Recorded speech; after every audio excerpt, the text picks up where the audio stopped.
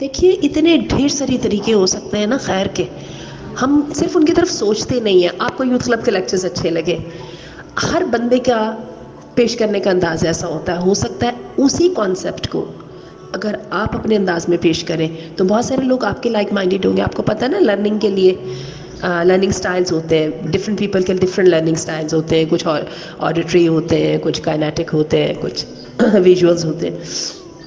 اب میری جو بیٹی ہے چھوٹی، چونکہ اس کی لینگویج اچھی ہے اور اس کی جو ہے نا وہ she is the story writer as well. اب وہ ایک چھوٹا سا پروجیکٹ کر رہی ہے.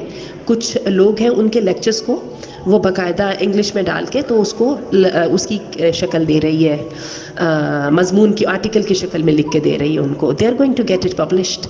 آپ کو میں بڑی انٹرسٹنگ بات بتاؤں، شیخ صالح العثیمین ان کا جو کام کو خواتین نے بڑھایا ہے، وہ تو لیکچرز دیتے ہیں، وہ تو سیشنز لیتے ہیں، ان کے خطبے ہیں، ان کے کلاسز ہیں حدیث کی، قرآن کی ایٹسٹرا، ان کے کوسچن آنسرز کے سیشنز ہیں. خواتین سنتی ہیں، ان کو اپنی اپنی لینگویجز میں اپنے اپنے اسٹائل میں جو ہے کر کے اس کو پروموٹ کرتی ہیں. اور ان کا سارا کام، اس وقت ان کی 700-800 کتابیں موجود ہوں گی، انہوں نے تو ایک بھی نہیں لکھی، لوگ لکھتے ہیں. تو ذرا سوچئے گا، آپ ویڈیوز بنا سکتی ہیں، اس کو اپنے وے میں بنا کے دیکھیں. آپ شاعری کر سکتی ہیں، اس کو اپنے وے میں کر کے دیکھیں. دل لگائیں، بڑا مزہ آتا ہے، بہت مزہ آتا ہے اور واقعی انجوائے کرتا ہے بندہ. صرف ایک وہ مونوٹونیس سا سننا اور اس کے ساتھ وہ رہنا، اس سے ہر بندہ اکتا جاتا ہے نا، اور پھر بندہ کہتا ہے میں اپنے آپ کو کنٹرول کیوں نہیں کر سکتا.